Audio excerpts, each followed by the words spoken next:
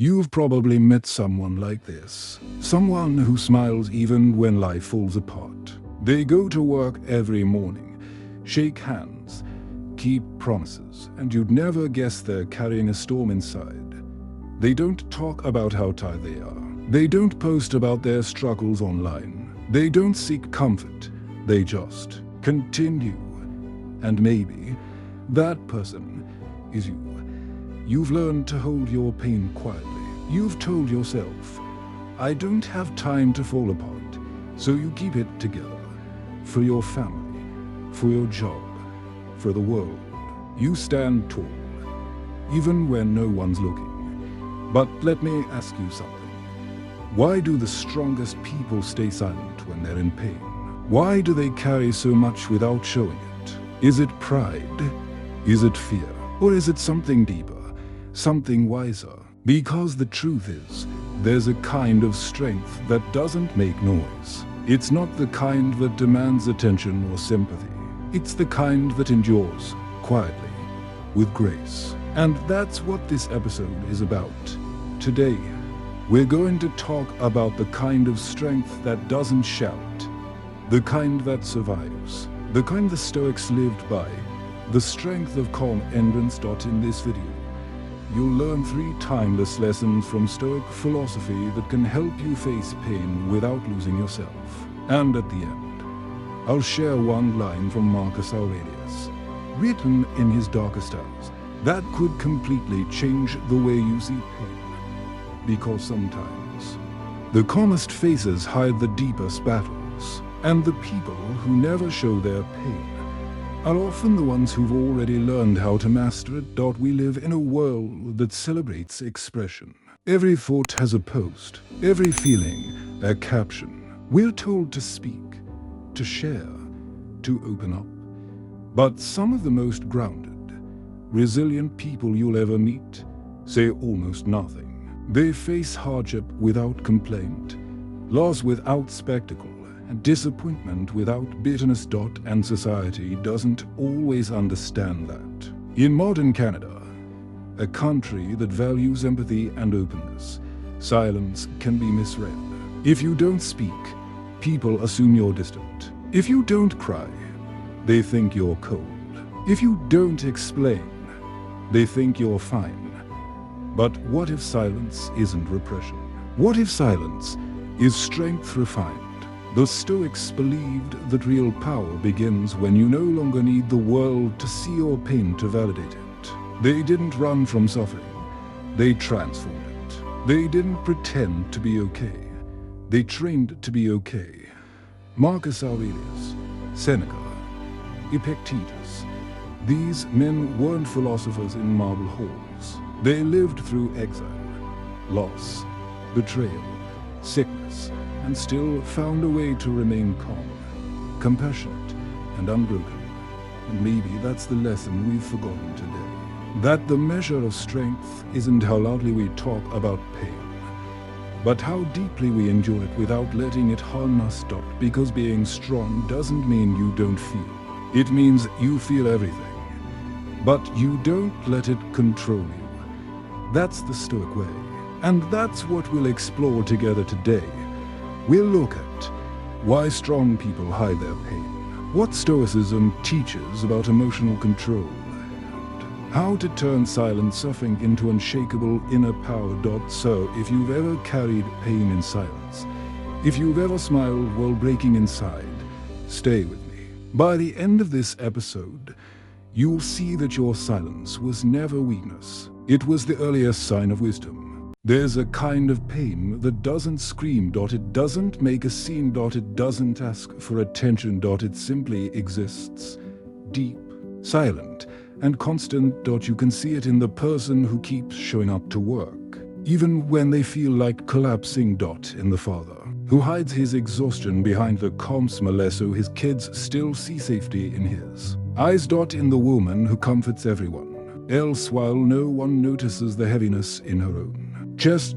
It's that quiet kind of suffering that never gets applause, because the world rarely claps for endurance. It only notices the noise, and the quiet ones often disappear into the background. But the truth is, most strong people never chose silence. They learned it. They learned it after realizing that talking about pain doesn't always bring comfort. They learned that some people listen not to understand, but to compare. And they learned, painfully, that vulnerability can sometimes be used against them. So they build walls, not because they stopped feeling, but because they needed to survive. They learned that silence can protect what's sacred inside, that not every battle deserves an audience, that sometimes you have to become your own shelter. Maybe you've done this too. You've had days when the world asked you to stay strong, and you did. Not because you wanted to, but because there was no other choice. And that's where real strength begins, not in victory, but in endurance, not in being unbreakable, but in learning how to live gracefully. Even while breaking. In today's world, people talk more than ever. We post, we share, we express, and yet, somehow, we understand each other less. We tell people, speak your truth, but when someone actually does, we often turn away, because raw honesty makes us uncomfortable. So we've built a culture that says, please, be open, but not too open, share, but keep it pleasant, be vulnerable, but still look strong. And what does that leave us with? People who smile while they're breaking, people who say, I'm okay, not because they are, but because they know it's easier for everyone else that way. Here in Canada, that quiet strength often blends with politeness. We're taught not to burden others, to keep calm and carry on, to thank the cashier, even when we're silently grieving, to keep our composure because emotions, especially big ones, make people uneasy. So we stay still. We say, no worries. We say, it's all good. But sometimes it isn't. And the strange thing is, the world rewards this silence. The colleague who never complains is called professional. The friend who hides their stress is called strong. The parent who never shows frustration is called selfless. We celebrate those who hold it all together, but rarely ask what it costs them. Because that kind of composure doesn't come free. It comes from swallowing grief until your chest feels heavy, from smiling through loneliness because you don't want to explain it again, from convincing yourself that peace means never making others uncomfortable. But that's not peace. That's self-erasure. The Stoics would say, you cannot be calm by pretending nothing hurts. You become calm by learning what deserves your reaction, and that's the first shift, the one few people make. Silence isn't strength when it comes from fear. It becomes strength when it comes from understanding. So maybe the question isn't, why don't they show their pain? Maybe it's, what have they learned that made them stop needing to? The Stoics had a radically different way of seeing pain. To them, pain wasn't an enemy to be avoided. It was a teacher. Seneca once wrote, difficulties strengthen the mind, as labor does the body. That line captures something essential. Pain is not meant to destroy you. It's meant to develop you. But here's the difference. Modern society tells us to escape pain, while Stoicism tells us to engage with it, to understand it, and to decide consciously what it means to us. Because not all pain is equal.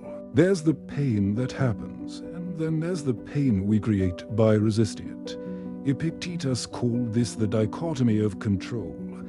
He said that every challenge has two parts, the thing itself, and our reaction to it. You can't always control what happens to you, but you can always control what happens within you. That's why the Stoics didn't suppress their pain. They faced it. They looked directly into suffering and said, this is not mine to fear. Marcus Aurelius, perhaps the most powerful man of his time, wrote privately about loss, betrayal, and fatigue, not as complaints, but as exercises in understanding his own mind. If you are distressed by anything external, he said. The pain is not due to the thing itself, but to your judgment about it. This was not arrogance. It was self-mastery. When you stop being reactive, when you stop letting emotions drag you from one extreme to another, you begin to reclaim power, not over others, but over yourself, and that's the difference between suppression and strength. Suppression denies the feeling. Strength observes it, accepts it, and decides what to do next. But it's like standing in the middle of a storm. The wind still howls, the rain still falls, but inside, you stand still. That's Stoic endurance. It's not about pretending the storm doesn't exist.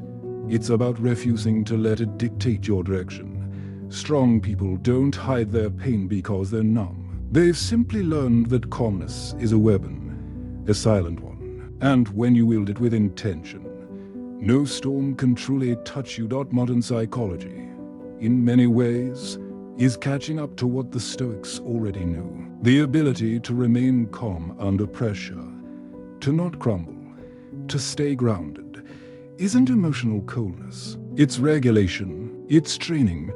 Researchers at the University of British Columbia conducted a study on emotional suppression versus emotional regulation. They found that when people choose silence out of self-control, not fear, they actually experience less anxiety and more clarity. Because it's not the silence that harms you, it's the reason behind it. When silence comes from shame, it isolates. When silence comes from wisdom, it liberates. Strong people, the kind who hold pain without broadcasting it, don't do it to impress anyone. They do it because they've realized something profound, that expressing everything doesn't always bring relief. Sometimes, it just amplifies the noise. Think about it. How many times have you vented your frustration, hoping it would make you feel better, only to feel even more drained afterward? That's because attention doesn't equal healing. Being heard doesn't always mean being understood. So over time, strong people stop explaining. They stop performing their pain for others to validate. They start facing it quietly, in reflection, in solitude, in stillness. Where real healing happens, the Stoics believed in this process deeply. Marcus Aurelius called it the inner citadel, a fortress within you that no external force can shake. When you retreat there, into silence, into thought, you are not running from the world. You're re-centering yourself before re-entering it. In psychological terms, this is emotional self-sufficiency, a trait associated with resilience and leadership. People who practice it recover faster from stress, think more clearly in conflict, and maintain emotional stability in uncertain environments. So when someone chooses not to show their pain, it doesn't always mean they're broken inside. Sometimes it means they've done the work, the invisible, internal work, to stay whole. They've built an inner world so solid that they no longer need to prove their suffering to be seen. That's not disconnection. That's discipline. It's the ability to sit with your pain and turn it into patience, perspective, and purpose. And when you can do that, your silence becomes your teacher. There's a quiet tragedy that follows those who are always strong. It's not visible. It doesn't shout, but it weighs heavily, silently, every single day. Because when you are the one who never breaks, people stop checking if you're okay. They assume you're fine, because you always are. You've become the steady one, the reliable one, the calm one who holds everyone else together.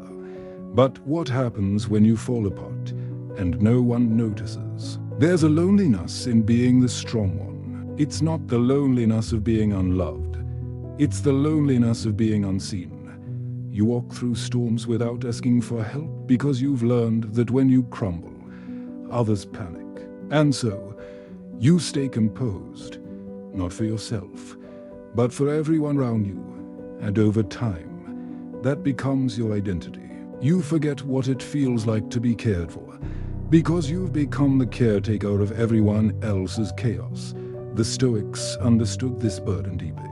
They knew that the price of wisdom is often isolation. Epictetus said, "No great thing is created suddenly," and that includes emotional strength.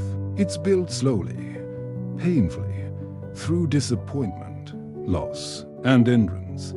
But here's what most people miss. Even Marcus Aurelius, the Emperor of Rome, the most powerful man of his time, wrote in his private journals about feeling exhausted, about questioning his own resolve, about longing for peace. He didn't write those words for applause. He wrote them to stay honest with himself. That's the paradox of the strong. They appear unshakable on the outside, but inside, they carry more than anyone knows, and sometimes silence becomes their only safe space. Because in a world that constantly demands performance, the strongest act of rebellion is to feel deeply, quietly, without an audience. But don't mistake that quiet for emptiness. It's depth, it's stillness, it's the weight of everything they've chosen to understand rather than escape. The Stoics called this ataraxia inner tranquility. It's not the absence of pain, but the mastery of it. So when you see someone who never shows their pain, don't assume they're emotionless. They've simply learned to carry fire without letting it burn them. If you've carried pain in silence for years, you probably don't even see it as strength anymore. You just call it life. You wake up, do what needs to be done, and move forward, not because you're fearless, but because stopping feels impossible. You've become so good at enduring that endurance no longer feels like a choice. But let's pause here for a moment, because there's something powerful you may have forgotten. Your silence has meaning. It's not just a defense mechanism. It's a language. It says, I understand this pain. I just won't let it own me. And that is the very essence of Stoicism. Marcus Aurelius wrote, "Be like the cliff against which the waves continually break. Yet it stands firm and tames the fury of the water round it."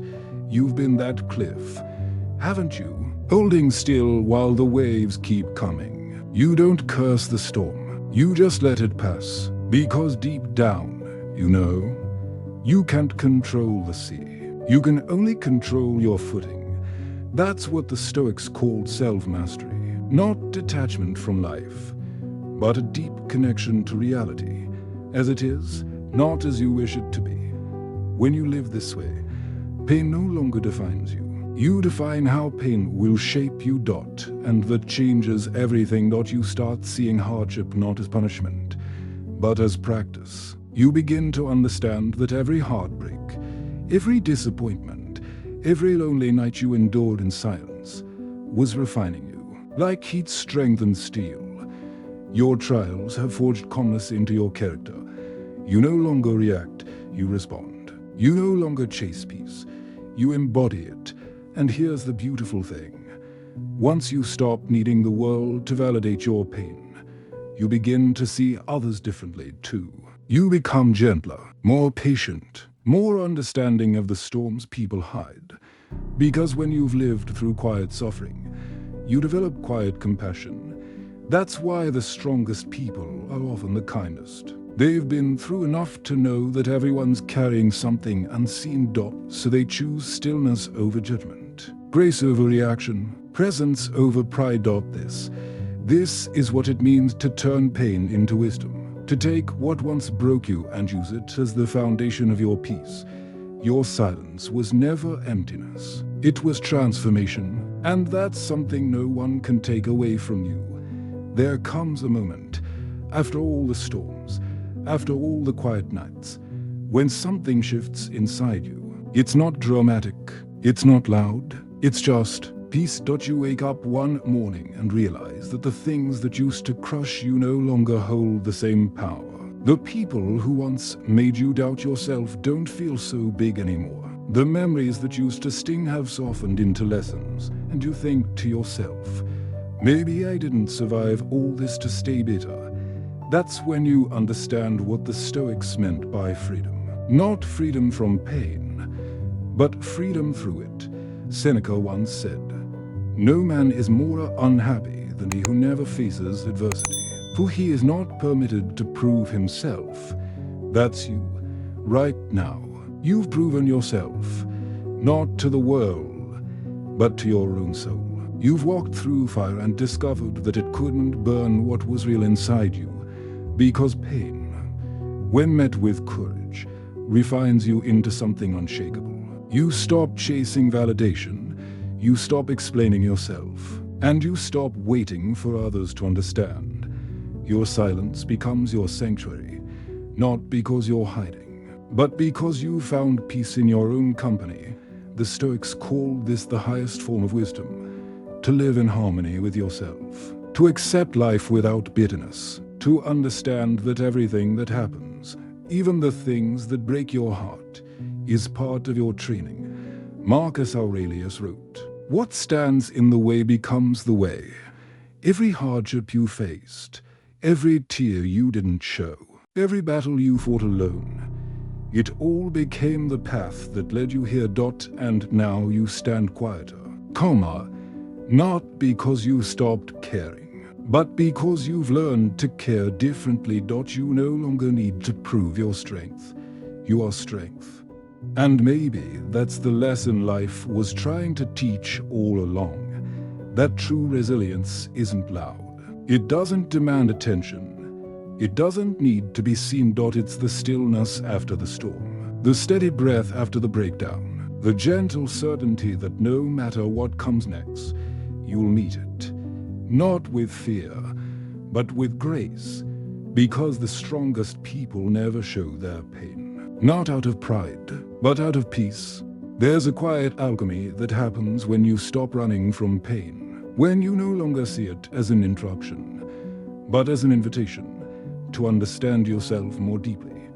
That's what Stoicism is really about. It's not a call to suppress emotion. It's a discipline of transformation. It teaches you to take what once weakened you and use it as the foundation of your strength, because pain, by itself, is just energy. It's the meaning we give it that shapes our lives. The Stoics saw pain the way a blacksmith sees fire, not as punishment, but as potential. The same heat that melts metal also forges steel. The difference is in how you face it. When something hurts, our instinct is to look outward, to blame the event, the person, the world. But Stoicism turns that mirror round. Marcus Aurelius asked himself every morning, "What is within my power, and what is not?" That single question changed everything, because most of our suffering doesn't come from what happens to us. It comes from how we interpret it. You can't stop loss from coming. You can't stop betrayal, rejection, or failure.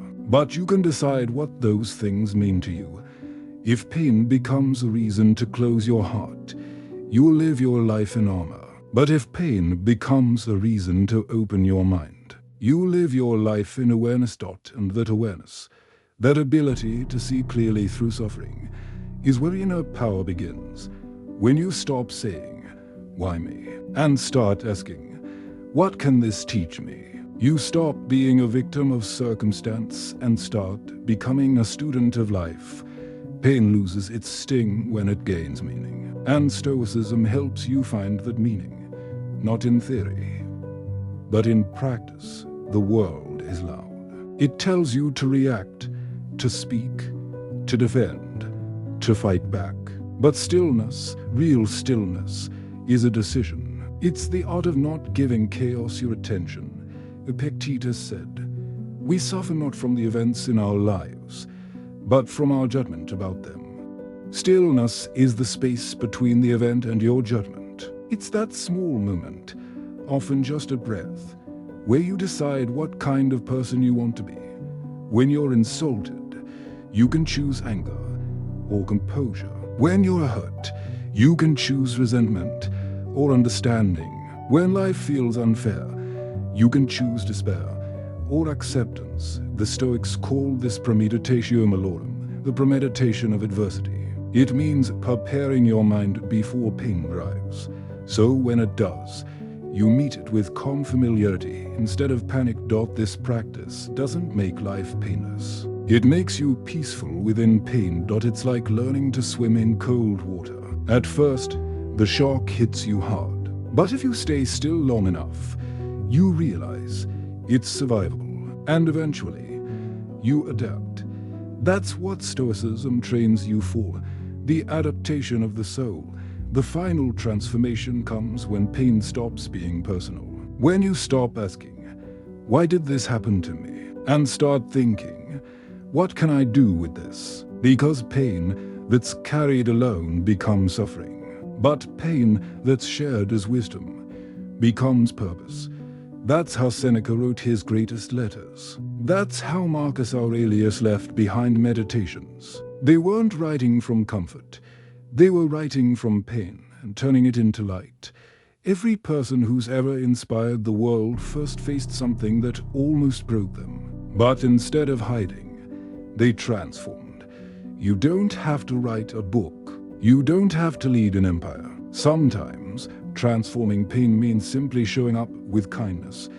Even after life hasn't been kind to you. It means listening without judgment, helping without recognition, loving without needing to be loved back.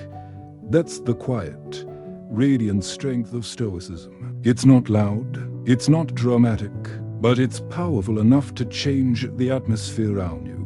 Because when you walk through pain with grace, you give permission for others to do the same. In Canada, this message hits close to home. We live in a culture that values calmness, but sometimes confuses it with avoidance. Real calm isn't about shutting down. It's about showing up fully, but without panic. It's knowing how to remain steady even when life pulls at every thread of your patience. Whether you're driving through a snowstorm, navigating workplace stress, or quietly holding your family together during hard times, Stoicism meets you exactly where you are. It doesn't ask you to be superhuman. It just asks you to be present, to recognize that peace doesn't come from perfect circumstances, but from disciplined perception. That discipline, over time, becomes character. So when people say, "You're so calm," you'll smile, not because you're detached, but because you've learned that calmness isn't a mood, it's a decision. Here's the final truth. Strong people aren't born, they're shaped. And the sculptor is always pain. Every challenge that once broke you was actually building you. Every disappointment that humbled you was teaching you patience. Every moment you stayed silent was teaching you control. And all those lessons, gathered quietly over time, became something unshakable. You've learned the Stoic alchemy, to take the raw material of suffering and forge it into serenity. You may not have chosen the pain, but you can always choose what it becomes.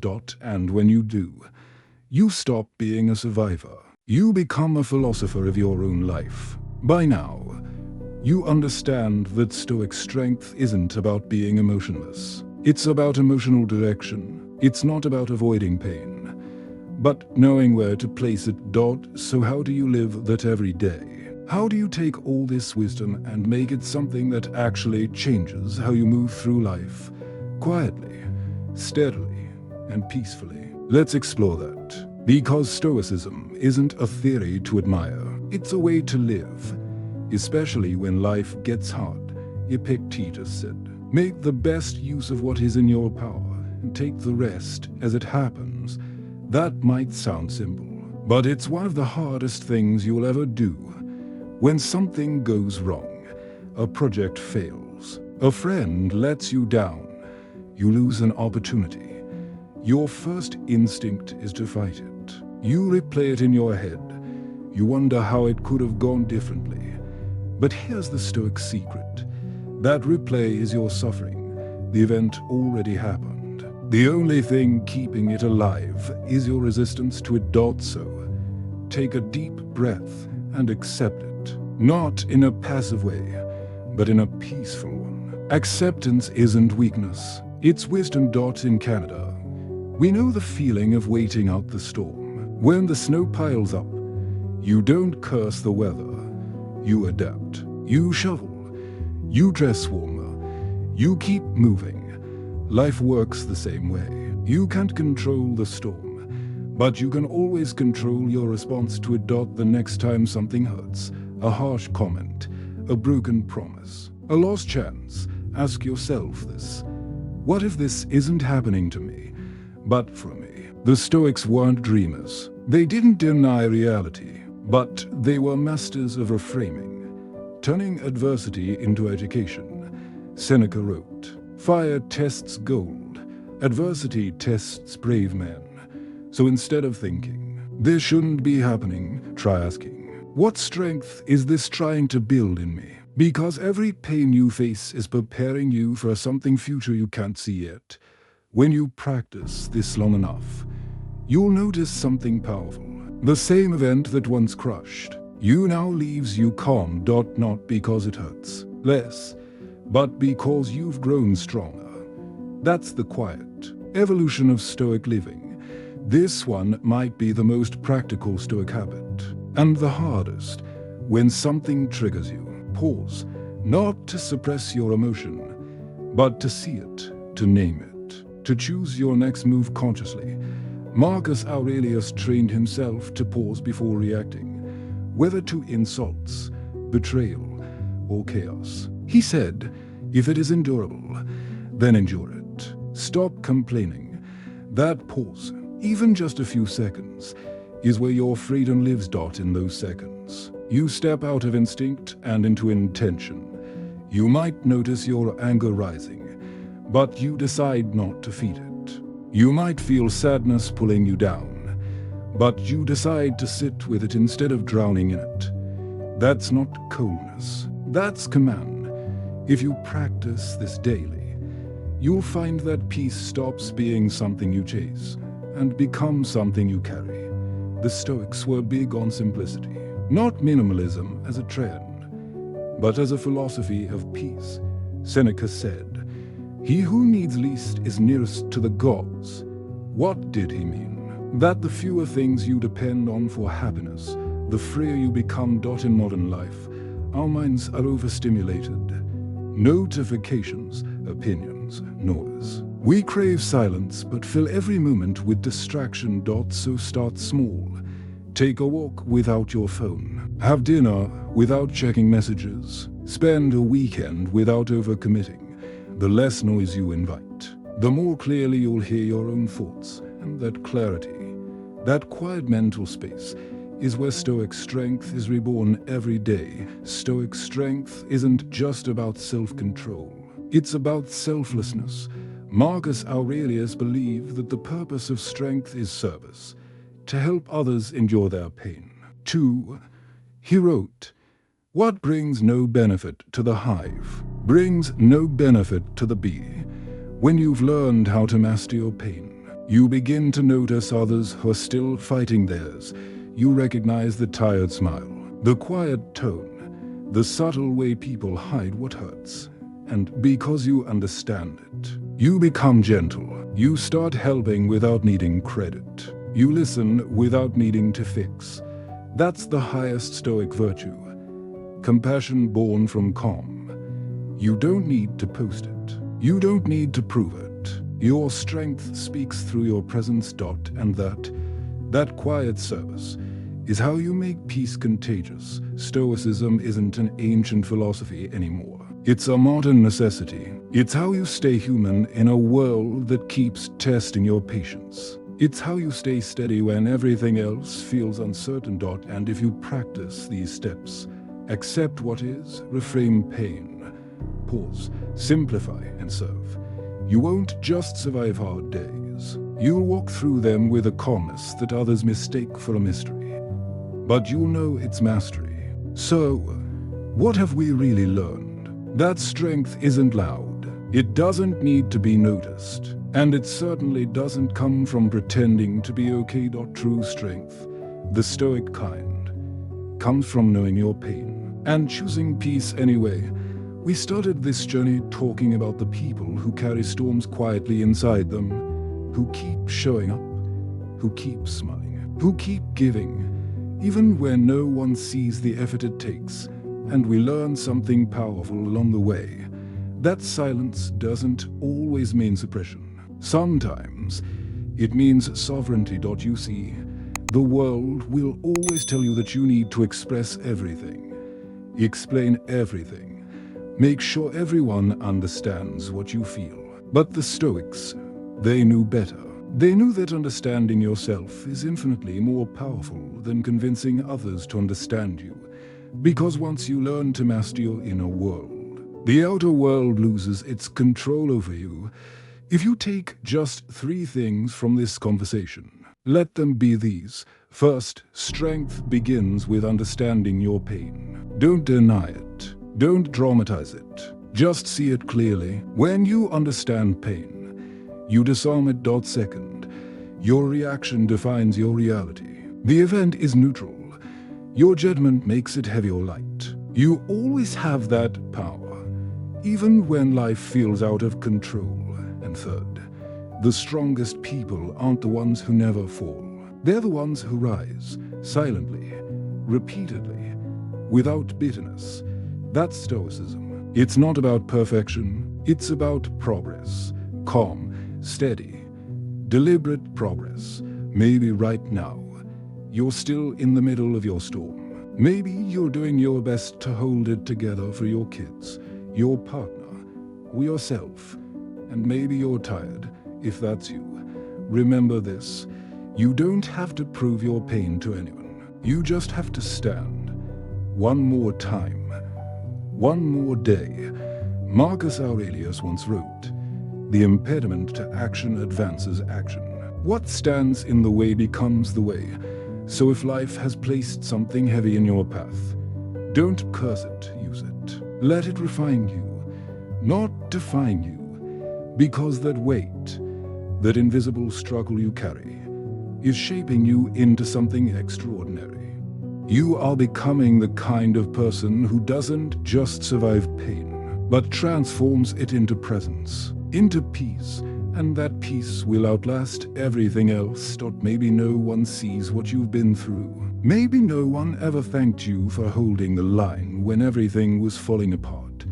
But I will say this, your strength has meaning. Your calmness matters. Your ability to stay gentle in a harsh world is proof that peace can win. The Stoics believe that the greatest victory is self-mastery. And that's exactly what you're practicing every time you choose stillness over reaction, acceptance over anger, grace over noise. So when someone looks at you and says, "You're so calm, I wish I had that," you can smile softly and think you could. But you'd have to walk through the same fire I did. That's not arrogance. That's understanding. Because you've earned your peace. And peace that's earned stays. Pain will visit again. That's just life. But now you know, it's not the enemy. It's your teacher.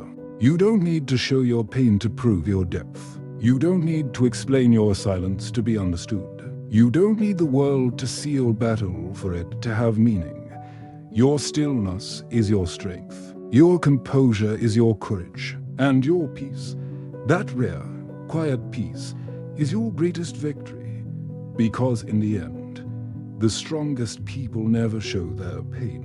Not because they hide it, but because they finally made peace with it. If this message found you at the right time, maybe it wasn't by accident. Maybe life wanted to remind you that being calm doesn't mean you're numb. It means you've learned. And if it spoke to you, if you recognized yourself in these words, then I want you to take a quiet moment tonight. No phone, no noise. Just you. Think about all the times you carried pain alone, all the storms you walked through without anyone noticing. And instead of asking, "Why did this happen to me?"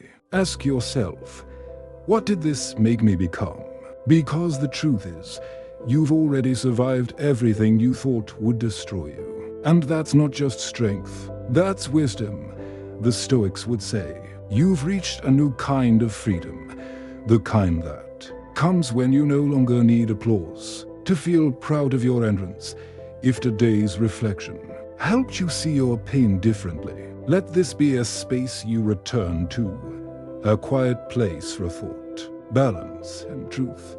This channel, StoicCraft, was created for people who want to live more deliberately, to think deeper, feel calmer, and grow stronger. Quietly. So if you found value here, I invite you to stay with us, to subscribe, not out of habit, but as a reminder to keep building your inner calm in a world that never stops shouting. And if you know someone who carries their pain in silence, share this video with them. It might be exactly what they need to hear today. Before you leave, I want to ask you something. When was the last time you sat with your pain?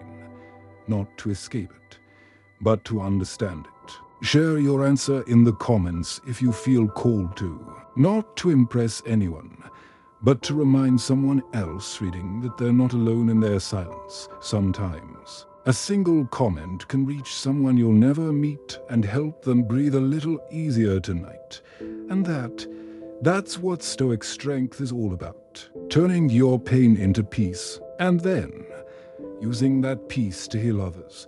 Remember this, the strongest people never show their pain because they no longer need to. Their peace has become their proof. So wherever you are, on a crowded subway, in a quiet kitchen, or alone in the stillness of a Canadian night, take a breath. You made it here, and that means something. You are strong, you are steady, and your silence is not emptiness. It's peace choosing not to shout. Thank you for spending this time here with StoicCraft. If this reflection found its way to your heart, stay for the next one, because we'll keep exploring what it means to live calmly, think clearly, and rise quietly. Until then, take care of your mind. Protect your peace, and remember, you don't need to show your strength. You only need to live it. When everything quiets down, after the calls, the noise, the routine, you're left with that small, still space inside you. It's the place where no one else can reach. And that's where the truth lives. You've probably been there before, sitting in your car long after you've parked. The engine off, the radio silent, your mind finally catching up to everything you've been holding. That silence, it used to feel heavy, didn't it? Almost unbearable, like the world paused and left you alone with too many thoughts. But now, maybe it feels different. Maybe it's not loneliness anymore. Maybe it's space, room for your soul to stretch a little. The Stoics believed that within every person lies a calm center, untouched by chaos and touched by time. They called it logos, the rational order of the universe, and when you sit in silence long enough, you begin to hear it, not as a voice, but as understanding. A quiet knowing that everything that happened was somehow meant to shape you, not shatter you. You start to realize that every loss, every goodbye, every disappointment was life refining you into someone who can stand still without collapsing. That's not detachment. That's presence, and it's here, in this calm. After all the storms, that peace starts to whisper again. It says, you don't need to win every argument. You don't need everyone to understand. You don't need to prove your worth. You just need to keep walking, steadily, honestly, quietly. Because everything you've carried, the grief, the anger, the longing, they've done their job. They've led you here, to this moment, to this stillness. You don't have to run anymore. You don't have to fight so hard to be seen. You don't even have to call it strength. It's just you, finally at peace with what is. And when that peace settles in, you'll notice something subtle, a kind of soft courage that replaces noise. You'll start speaking less, but when you do, your words will carry weight. You'll start reacting less, but when you move, it will be with purpose. That's what happens when pain no longer owns you. You begin to move through the world not as someone wounded, but as someone wise, and people will feel it. They'll sense it in your presence, a calm that can't be explained, only experienced. You won't need to tell your story anymore. You will be living its ending. So tonight, when you close your eyes, don't try to silence your thoughts. Just listen to them the way the Stoics listened to life itself, with patience, with humility, with grace. Let the noise pass. Let the stillness come, and remember, your silence is not emptiness. It's everything you've learned choosing to rest at last.